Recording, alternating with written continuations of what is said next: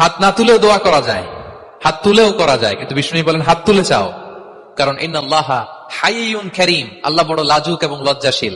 বান্দা যখন হাত তুলে ভিক্ষুকের মতো কিছু চায়, ওই হাত খালি হাতে ফিরিয়ে দিতে আল্লাহ লজ্জা লাগে।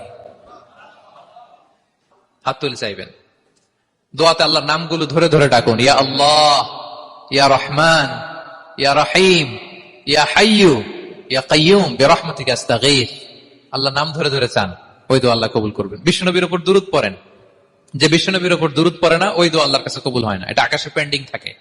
কুল্লু দুআ মুআল্লাক মাহজুব বাইনাস সামাই ওয়াল আরদি মা লাম ইউসাল্লা আলাইয়া। বিষ্ণু বলেন সব দোয়া আকাশে পেন্ডিং থাকে যতক্ষণ আমার উপর দুরূদ পড়া না হয়। তা আপনি যে বলেন হুজুর আমার দোয়া কবুল হয় না, কেন হয় না বুঝছেন এবার?